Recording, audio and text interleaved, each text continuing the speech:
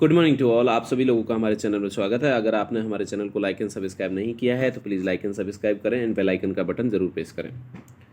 जैसा कि आपको याद है कि हमारा नॉर्थ सेट का रिजल्ट आया। नॉर्थ सेट के रिजल्ट में मात्र हमारे 10 से 11 बच्चे बैठे थे, जिसमें से 7-8 बच्चे आपके सेलेक्ट हो चुके हैं। ठीक है, उन सभी बच्चों को बहुत बहुत बधाई जिन्होंने हमारा और अपने माँ बाप का नाम रोशन किया है। ठीक है, हम आने वाले बैच से भी यही उम्मीद करेंगे कि वो भी अपना मन लगा के स्टडी करेगा और नेक्स्ट टाइम जो है वो भी टॉपर रहेंगे और अब की जो रैंक रही है बेटा उससे भी बहुत अच्छी रैंक रहे। सबसे बड़ी खुशी की ये बात है कि हमारी कोचिंग से जो है बीएससी जो एंट्रेंस एग्जाम था उसके अंदर भी फर्स्ट रैंक रही है, एमएससी के अंदर भी फर्स्ट रैंक रही है। ठीक है, ऑल ओवर स्टेट, पूरे स्टेट के अंदर फर्स्ट रैंक हमने अपने कोचिंग संस्थान से जो है निकाली है। इसका सारा क्रेडिट मैं अपने स्टूडेंट्स को देना चाहूँगा जिन्होंने दिल लगा के, अपना मन लगा के अच्छे से मेहनत की है। प्लीज़ ऐसे ही सारे लोग मेहनत करते रहें और आने वाले टाइम में हम आप लोगों से, जो लोग अभी न्यू हैं और पढ़ाई कर रहे हैं, उनसे उम्मीद करूँगा कि वो भी अपनी अच्छी सफलता प्राप्त करके जाएँ।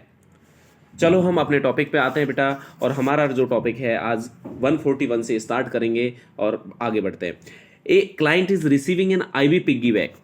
एक पेशेंट है जो रिसीव कर रहा है IV piggy bag infusion of oxytocin. Piggy bag का मतलब होता है जो आपकी बोतल होती है उसका छोटी बोतल जो होती है उसे हम क्या बोलते हैं, पिग्गी बैग बोल देते हैं। A client is receiving an IV piggy bag infusion of the oxytocin Pitocin to augment labour.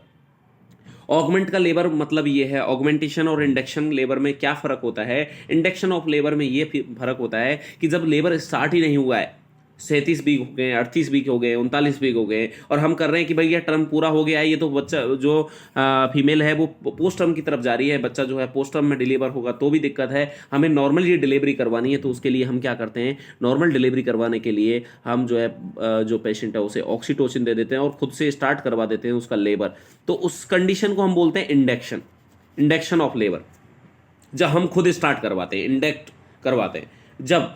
लेकिन जब क्या होता है कि ऑटोमेटिक चल तो गया बट हाइपोटोनिक यूट्राइन कॉन्ट्रैक्शंस आ रहे हैं, जैसे कि हमने कल परसों की क्लास में जो है डिस्कस किया था कि यूट्राइन इनर्सिया। और यूट्राइन इनर्सिया का मीनिंग क्या होता है, तो यूट्राइन इनर्सिया का मीनिंग भी क्या होता है आपका, यूटेराइन इनर्सिया, यूटेराइन इनर्सिया। और यूट्राइन इनर्सिया का मीनिंग जब मीनिंग बताया था तो वहां भी बताया था कि बेटा जो हाइपोटोनिक यूट्राइन कॉन्ट्रैक्शन होते हैं उन्हीं ही हम क्या बोलते हैं, यूट्राइन इनर्सिया के नाम से भी जानते हैं। इसलिए आप समझें, अब हाइपोटोनिक यूट्राइन कॉन्ट्रैक्शन आ रहे हैं, माँ जो है एग्जॉस्ट होती जा रही है, माँ अपना पुश लगा रही है। अब माँ जब पुश करेगी, माँ एग्जॉस्ट हो जाएगी, माँ थक जाएगी, तो क्या बच्चे को ऑक्सीजन डिलीवरी वगैरह अच्छे से कर पाएगी, नहीं हो पाएगी। तो बच्चा ऐसी कंडीशन में फीटल हाइपोक्सिया कंडीशन में आ जाता है, बच्चे को जो है बेटा क्या आ जाता है, हाइपोक्सिया हो जाता है। तो ऐसी कंडीशन से बचने के लिए हम क्या करते हैं, उस महिला के अंदर ऑक्सीटोसिन दे देते हैं, जिसकी वजह से उसकी जो रफ्तार है, उसकी लयताल है, किसकी, लेबर की, उसे बढ़ा देती है। The nurse identify there has been a 3 contraction lasting 80 से 90 सेकंड के अंदर जो है अब आपके कॉन्ट्रैक्शन आने लगे जब आपने ऑक्सीटोसिन लगाया, that are less than 2 minute apart, जो कि लेस देन 2 मिनट के अंदर क्या हो जाते हैं, लेस देन 2 मिनट अपार्ट में हो रहे हैं। There is a specific protocol that is followed in response to this observation listed in order of the priority the nursing action that should taken. सबसे पहले हम क्या करेंगे, अब ये सफिशियंट है और बढ़िया कॉन्ट्रैक्शन हो गया और ज्यादा कॉन्ट्रैक्शन की तरफ जा रहा है, हाइपरटोनिक की तरफ जा रहा है। पहले तो हमने इसे हाइपोटोनिक को नॉर्मल कॉन्ट्रैक्शन लाने के लिए किया था, बट ये हाइपरटोनिक की तरफ जा रहा है। और अगर हाइपरटोनिक कॉन्ट्रैक्शन होगा तो भी वही समस्या डेवलप होगी। ज्यादा जो है उसका अगर मैं बात करूं तो ज्यादा वो, अगर समझ रहे हो मेरी बात, अगर ज़्यादा दब जाएगी तो भी समस्या क्या है कि बच्चे को ऑक्सीजन फिर भी सप्लाई नहीं हो पाएगी। तो सबसे पहले क्या करना चाहिए, check the fetal heart rate, या स्टॉप द पिग्गी बैग, या notify the health care provider, या administer the oxygen by face mask, या डॉक्यूमेंट मैटरनल या फीटल रेस्पॉन्स, या determine if the contraction have diminished, की कॉन्ट्रैक्शन डिमिनिश्ड हुए। हमने contraction जो है अब ज़्यादा हो गए हैं कॉन्ट्रैक्शन, तो हमें सबसे पहले क्या करना है, तो सबसे पहले तो हमें स्टॉप कर देना है जो चल रहा है, क्योंकि अब तो ज़्यादा हो गए हैं कॉन्ट्रैक्शन। उसके बाद तुरंत से देखने की फीटल हाइपोक्सिया में तो नहीं चला गया है, क्योंकि जैसे ही कॉन्ट्रैक्शन ज़्यादा होते हैं तो हमें लग रहा है कि इसके अंदर एक कॉम्प्लिकेशन डेवलप हो सकता है। वो कौन सा हो सकता है कि बच्चा हाइपोक्सिया में चला जाए। तो हम तुरंत से हमें फीटल हार्ट रेट चेक करनी है कि फीटल हार्ट रेट नॉर्मल है या कोई ज़्यादा दिक्कत तो नहीं होगी है बच्चे को। और उसके तुरंत बाद हमें क्या करना है साहब, डिटरमाइन करना है कि कॉन्ट्रैक्शन जो है कम हो रहे हैं या नहीं हो रहे हैं। ठीक है, और नहीं हो रहे हैं तो हम तुरंत से क्या करो भाई, क्योंकि जैसे ही ऑक्सीटोसिन घटाओगे तो कॉन्ट्रैक्शन कम हो जाने चाहिए। बट अगर कॉन्ट्रैक्शन कम नहीं हुए तो तुरंत से नोटिफाई करो, आप हेल्थ केयर प्रोवाइडर को नोटिफाई करेंगे, और नोटिफाई करने के बाद क्या करेंगे भैया, ऑक्सीजन भी आपको अगर जो है वो प्रिस्क्राइब कर देता है, डॉक्टर प्रिस्क्राइब करेगा तो हम क्या लगाएंगे, ऑक्सीजन लगा देंगे। बिना प्रिस्क्रिप्शन के ऑक्सीजन लगा नहीं सकते मोस्टली, तो उसके लिए ये लगा देंगे। और लास्ट एंड फाइनली आपको क्या करना है, डॉक्यूमेंट करना है। दोबारा से समझो बात को, मैं क्या कहना चाह रहा हूं। देखो भाई, इसमें अपने पास इतने सारे पॉइंट हैं। डॉक्यूमेंटेशन है ये तो लास्ट में ही करेंगे हम, सिंपल सी बात है, ये तो सबसे लास्ट में चला गया। अच्छा, सबसे पहले स्टॉप करेंगे, ये भी बात समझ में आ गई। अब हमारे पास में कितने ऑप्शन ले दे के 4 ऑप्शन बचे हैं। तो देखो, ऑक्सीजन देना है, नोटिफाई करना है, डिटरमाइन करना है और चेक करना है। तो सबसे पहले हम चेक करेंगे, देन हम क्या करेंगे भैया, देखेंगे कि अभी कम हुई है या नहीं हुई है, तो डॉक्टर को इन्फॉर्म करो, ऑक्सीजन लगाओ। तो इस तरीके से हम इस क्वेश्चन का आंसर कर सकते हैं। थोड़ा सोचना समझना पड़ेगा जिन लोगों ने पढ़ रहे हैं, या हम आगे डिस्कस करेंगे। तो ये सारी चीजें जब ऑक्सीटोसिन वगैरह पढ़ेंगे तो वहां और दोबारा से डिस्कस करेंगे। तो बेटा तैयार रहे इसके लिए। नेक्स्ट क्वेश्चन की तरफ बढ़ते हैं और आपका नेक्स्ट क्वेश्चन आता है 142। डिस्कस करते हैं 142 को। When monitoring the fetal heart rate of a client in labour, जब कोई पेशेंट जो है लेबर के अंदर है और हम क्या मॉनिटर कर रहे हैं, फीटल हार्ट रेट को मॉनिटर कर रहे हैं। The nurse identify an elevation of 15 beat more than baseline rate of 135 beat per minute lasting for 15 second. How should the nurse document this event. अभी मैं पढ़ाने वाला हूं इस कंडीशन को कि एक्सीलरेशन, डिसलरेशन, नॉर्मली ये क्या कंडीशन है, ये सारी चीजें हम आगे डिस्कस करेंगे बेटा। जब नॉर्मली होना चाहिए, ये सही वाली बात है कि होना चाहिए, हार्ट को काम करना चाहिए। जब कॉन्ट्रैक्शन होगा तो दबाव पड़ता है, इस वजह से 15 सेकंड के लिए आपकी 15 हार्ट बीट जो है बढ़ जानी चाहिए। इस कंडीशन को हम क्या बोलते हैं, एक्सीलरेशन कंडीशन के नाम से भी जानते हैं। आगे हम इसे टॉपिक कुछ क्लास में जब डिस्कस करेंगे, डिटेल से डिस्कस करेंगे, तो वहां आपको और समझा दिया जाएगा। और वहां पे जब आपको पेपर में दिया जाएगा तो दोबारा समझ। एक्सेलरेशन कहते हैं इस कंडीशन को, हम क्या बोलते हैं, टेकीकार्डी कंडीशन नहीं बोलेंगे साहब, इस कंडीशन को हम क्या बोलेंगे, एक्सेलरेशन बोलेंगे। टेकीकार्डिया तब बोलेंगे, नॉर्मल जो हार्ट रेट बीट होती है बच्चे की वो 120 से 160 होती है। जब 160 से ज्यादा होती है तो उसे हम क्या बोलेंगे, टेकीकार्डिया बोलेंगे। और 120 से कम होगी तो उसे क्या बोलेंगे बेटा, हम बोलेंगे उसे ब्रेडिकार्डिया। बट यहां पर क्या हुआ है, तो यहां पर जो है एक्सेलरेशन हुआ है बस, और कुछ भी कंडीशन डेवलप नहीं हुई है। नेक्स्ट क्वेश्चन की तरफ बढ़ते हैं और आपका नेक्स्ट क्वेश्चन आ जाता है 143। देखते हैं साहब 143 क्या कहता है। A client and her partner are working together during the women's labour. एक पेशेंट है और उसका पार्टनर है, दोनों है वहां पर, वुमेन जब लेबर हो रहा है तब दोनों है वहां पर। The client cervix is now dilated 7 centimetre. जो माँ का सर्विक्स है वो कितना डायलेट हो चुका है, 7 सेंटीमीटर डायलेट हो चुका है। And presenting part is low in the mid pelvis, और जो प्रेजेंटिंग पार्ट है वो मिड पेल्विस में पहुंच चुका है। समझ रहे हो बात। What should the nurse instruct the partner to do that would alleviate the client discomfort during contraction? What should the nurse instruct the partner to that would alleviate, मतलब कि alleviate का मीन्स होता है कम कर सकता है। पेशेंट को जो डिस्कम्फर्ट होता है उसको कम करने के लिए जो है हम क्या बोल सकते हैं, उसका पार्टनर अपनी जो फीमेल, अपनी जो वाइफ जो है लेबर के दौरान है, उसे क्या बता सकता है जिसकी वजह से उसे जो डिस्कम्फर्ट हो रहा है वो थोड़ा कम हो जाए भाई। कि डीप ब्रीथिंग स्लोली, या perform pelvic rocking, use the painting techniques, या बीइंग पैटर्न पेस्ड ब्रीथिंग। तो ये तो हमें पता है कि पैटर्न पेस्ड ब्रीथिंग तो की जाती है, मैं पहले भी बता चुका हूं। और पैटर्न पेस्ड ब्रीथिंग किसमें की जाती है भैया, ट्रांजिशन फेज के अंदर की जाती है। कब की जाती है बेटा, ट्रांजिशन फेज के अंदर जो है जो है आपकी पैटर्न पेस्ड जो ब्रीथिंग है वो वहां पर की जाती है। और दूसरी चीज, अगर आपने पेंटिंग की तो पेंटिंग करने से क्या होता है, आपका जो यूट्रसन का कॉन्ट्रैक्शन है वो थोड़ा सा स्टॉप हो जाएगा और एक्सपल्सन ऑफ इन्फेंट हेड जो है वो रुक जाएगा और ये दिक्कत करेगा। इसलिए हमें रॉकिंग वॉकिंग भी नहीं करनी है, ठीक है। अब अगर मैं बात करूं यहां पर, तो मिड पेल्विस में है बच्चा, मिड पेल्विस में है, तो अगर मैं बात करना चाहूं तो माँ को जो है हम एक ही सलाह दे सकते हैं यहाँ पर कि वो डीप ब्रीथ करे। अगर गहरी गहरी सांसें लेगी उससे क्या होगा भाई, उसे एक तो आराम से बच्चा बाहर निकलेगा, दूसरी चीज क्या है, उसे जो पेन हो रहा है, जो डिस्कम्फर्ट हो रहा है वो उसमें भी थोड़ा सा एलिवेशन मिलेगा, उसे थोड़ा सा जो है राहत मिलेगी। तो बढ़िया आंसर यहाँ पर हो सकता है 143।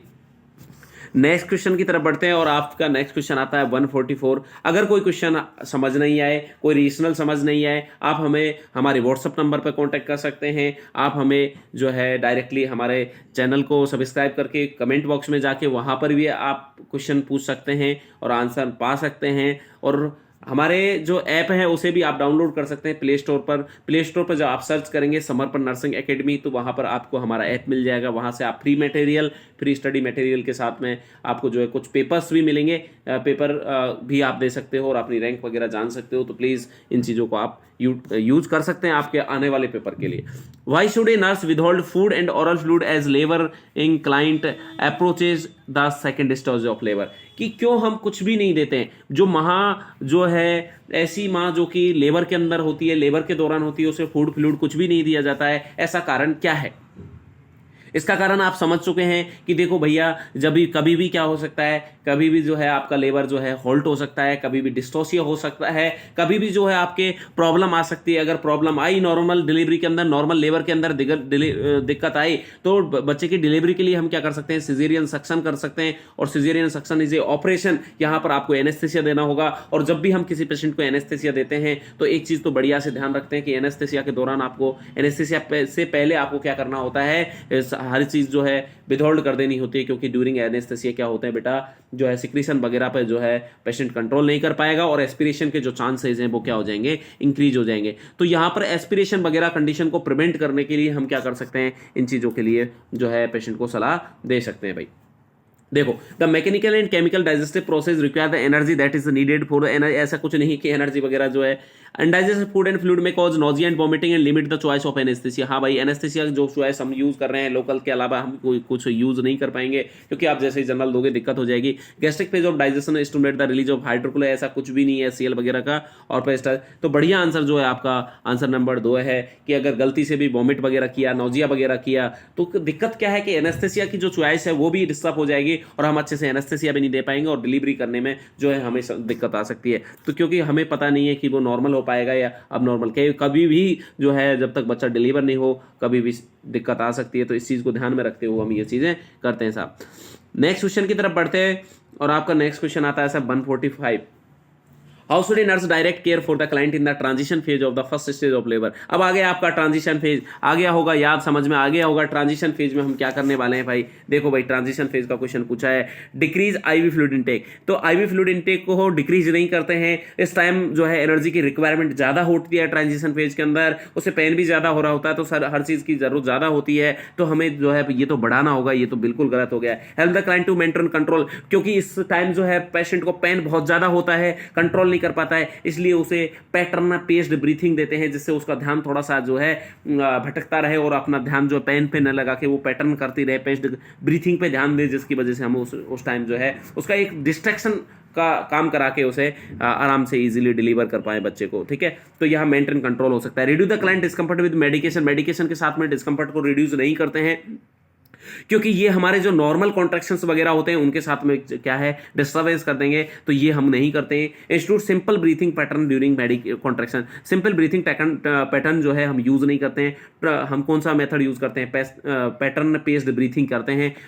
जो प्रीवियस क्वेश्चन था उसमें भी हमने डिस्कस किया था बेटा कि हम कौन सी वाली करते हैं, पैटर्न पेस्ड ब्रीथिंग करते हैं, पैटर्न पेस्ड जो है ब्रीथिंग करते हैं। तो ये आपका क्लियर हो जाना चाहिए। तो यहाँ पर जो बढ़िया आंसर आपका हो सकता है वो क्या हो सकता है, आपका आंसर नंबर 2 इज बढ़िया है कि help the client to maintain control, कि आपको पेशेंट का कंट्रोल करने में आपको मदद करनी चाहिए, उसे हेल्प करनी चाहिए। नेक्स्ट क्वेश्चन की तरफ बढ़ते हैं और आपका नेक्स्ट क्वेश्चन आ जाता है साहब question number 46। Which breathing technique should the nurse instruct the client to use as the head of the foetus is crowning. जब बच्चे का हेड निकल रहा है तब क्या करें, सेलो, ब्लोइंग, स्लो चेस्ट या मॉडिफाइड पेस्ट। देखो भाई, इस टाइम बच्चे का हेड जब निकल रहा होता है तो हमें पुश नहीं करना है। पुश क्यों नहीं करना है कि जल्दी से निकलेगा तो देखो स्कल फ्रैक्चर वगैरह हो सकता है। प्रिसिपिटेट नहीं करना है, हमें जल्दीबाजी नहीं करनी है। स्कल फ्रैक्चर हो सकता है, बच्चे के अंदर जो है ब्रेकियल फ्लक्सेस की इंजरी हो सकती है, या किसी भी तरह की हीमेटोमा वगैरह हो सकता है, या फिर पेरिनियल टीयर वगैरह हो सकता है माँ के अंदर, बल्बल हीमेटोमा बढ़ने के चांसेस ज़्यादा हो सकता है। तो ये सारी कंडीशन को हमको कम करने के लिए, प्रिवेंट करने के लिए हमें क्या होता है, धीरे धीरे हेड की डिलीवरी करवानी होती है, स्लो हेड की डिलीवरी करानी होती है। और स्लो हेड की डिलीवरी करवाने के लिए हम क्या करते हैं बेटा, जो ब्लोइंग करने के लिए बोलते हैं, सांस को बाहर छोड़ने के लिए बोलते हैं। ऐसा करने से देखो, जब कोई आदमी गुस्सा हो रहा है और आप सांस को बाहर छोड़ते हैं तो उससे थोड़ा सा ठंडा होता है, उसी तरीके से वहां कॉन्ट्रैक्शन जो है थोड़े से ठंडे पड़ जाएंगे, धीरे धीरे होंगे, तो इस वजह से आराम से धीरे धीरे बच्चा निकल पाएंगे। तो ब्लोइंग करते हैं, ब्लोइंग का मतलब है बाहर जो है हवा को बाहर निकाल देना, आपके अंदर जो गैसेज है उनको रिमूव करना, जिससे क्या है कॉन्ट्रैक्शन का लेवल जो है कम हो जाए भाई। तो इस तरीके से हम क्या कह सकते हैं, 146 का आंसर जो हो सकता है वो 2 नंबर आंसर हो सकता है। आप नेक्स्ट क्वेश्चन की तरफ बढ़ते हैं और नेक्स्ट क्वेश्चन है आपका 147। When a client leg are placed in the stirrup for birth. Stirrup का मतलब है जैसे जैसे कि ये महिला लेटी हुई है और इसके जो पैरों का ऐसे किया जाता है उसे हम क्या बोलते हैं बेटा, स्ट्रप कंडीशन बोलते हैं। The nurse confirm that both leg are position spontaneously prevent simultaneously prevent. इनके जो पैर हैं उनको दोनों को एक साथ रखा जाता है। कभी भी एक पैर जैसे कि राइट पैर है उसे ऊपर रख दिया फिर दूसरे पैर को रखते हैं, ऐसे नहीं रखते हैं। इन दोनों पैरों को दोनों पैरों की जो पोजीशंस होती है उनको एक साथ से हम क्या करते हैं, स्ट्रप पोजीशन में लेके जाते हैं। तो ये ध्यान रखें कि क्यों करते हैं ऐसा। वीनस स्टेसिस हो जाएगा, प्रेशर ऑन द पेरिनियम आएगा, excessive pull on the fascia आएगा, trauma to the uterine ligament जो है उनके अंदर ट्रॉमा हो जाएगा। तो आप खुद सोचो बेटा, क्योंकि इधर से जो है उसका माँ का जो यूट्रस है पूरा खिंचा हुआ है, लिगामेंट पूरे खिंचे हुए हैं यूट्रस के। अब आप एकदम से एक पैर को ऊंचा करोगे, एक पैर नीचे रहेगा तो यूट्रस में ज्यादा खिंचाव आने की वजह से यूट्रस के जो लिगामेंट है, यूट्राइन लिगामेंट है, वो क्या हो सकता है, उसके अंदर इंजरी हो सकती है। तो ऐसी कंडीशन ना हो इसलिए हम पोजीशन जब चेंज करेंगे माँ के दोनों पैरों के एक साथ से एलिवेट करके स्ट्रप पोजीशन में लेके आएंगे। तो ये इसीलिए किया जाता है कि वहां पर, क्योंकि भाई प्रेशर वेरिएशन नहीं होता है, पेरिनियम वगैरह में हाँ प्रेशर पड़ता है पर वो इतना इंपॉर्टेंट नहीं है। फेसिया खिंच जाए उससे कोई दिक्कत नहीं है, पर ट्रॉमा नहीं हो जाए यूट्राइन लिगामेंट के अंदर, ये हमारी प्रायोरिटी बनती है।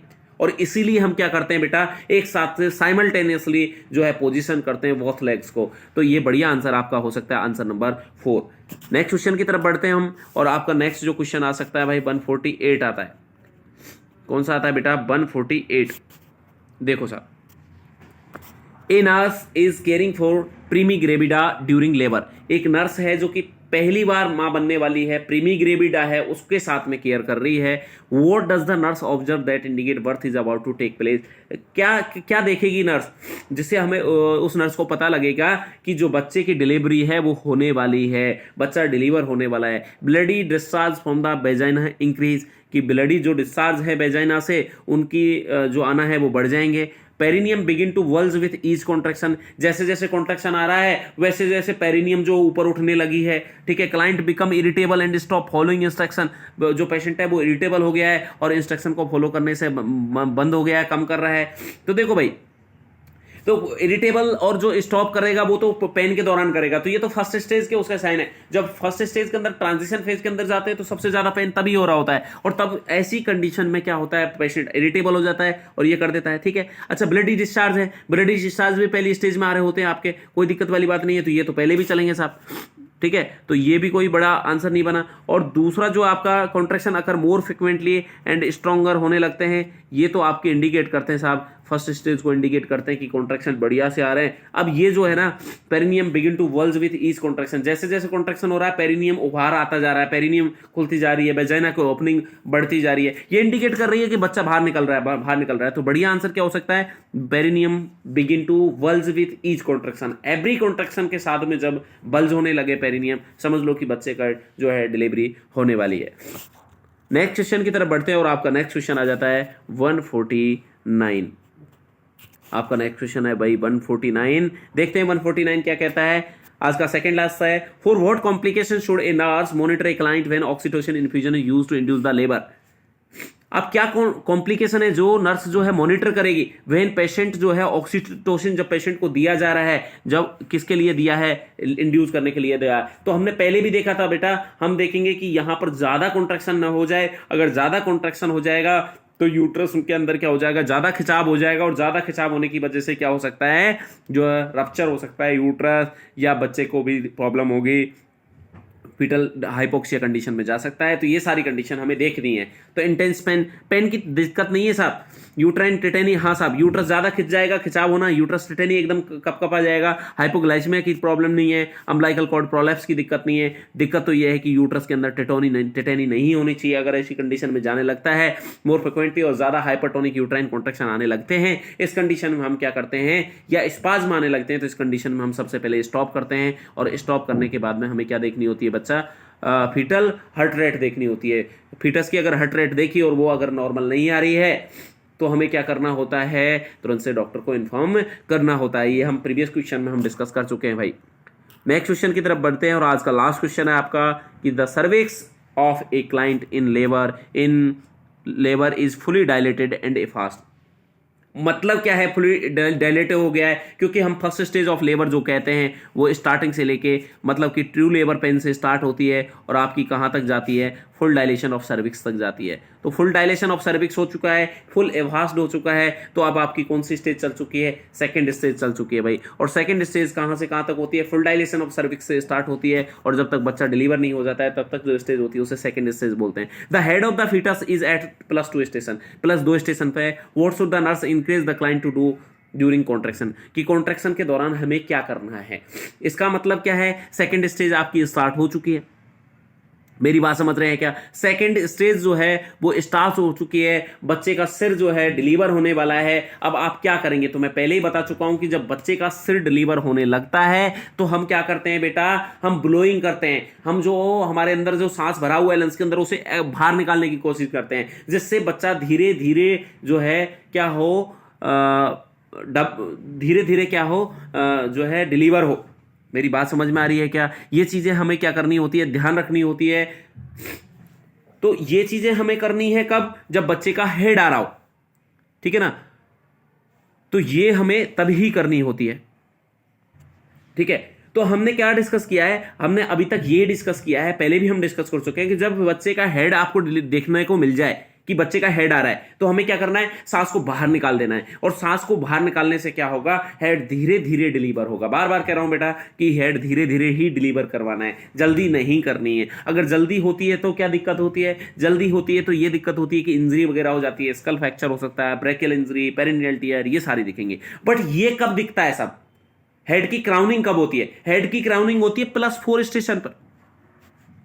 क्या अभी +4 स्टेशन की बात कर रहा है क्या, जब +4 स्टेशन आ जाए तो आपको सांस को बाहर निकालना है, ब्लो करना है, जिसकी वजह से बच्चे का हेड जो है धीरे धीरे डिलीवर हो। बट अभी उसने बात की है +2 स्टेशन की, मतलब अभी तो 2 स्टेशन नीचे है, मतलब कि मां को अभी तो धक्का देना है, मां को अभी तो पुश करना है, रिलैक्स नहीं करना है भाई, क्लोजिंग हर आई, ठीक है, और push with her glottis open, हाँ पुश करना है उसे, क्या करना है बेटा, उसे पुश करना है। ब्लो टू स्लो, ब्लो नहीं करना है, ब्लो कब करना है, जब +4 स्टेशन आ जाएगा, जब हेड दिखने लग जाएगा, क्योंकि सेकंड स्टेज ऑफ लेबर के अंदर ही आपको हेड दिखेगा। और जैसे ही आपको हेड दिखने लगे, क्राउनिंग होने लगे, क्राउनिंग किसी को बोलते हैं, जब +4 स्टेशन से ऊपर आने लगता है, बच्चे का हेड वेजाइनल वॉल्ट के अंदर आ जाता है, हमें दिखने लग जाता है, उसे क्राउनिंग कहते हैं। Pant to prevent the cervical oedema, pant वगैरह कुछ भी नहीं करना है, हमें क्या करना है, अभी तो पुश करना है। और ये बात समझ ले भाई, पुश कब करना, कब तक करना होता है, +4 स्टेशन तक आपको पुश करना होता है। तो इन कुछ छोटी छोटी बातें हैं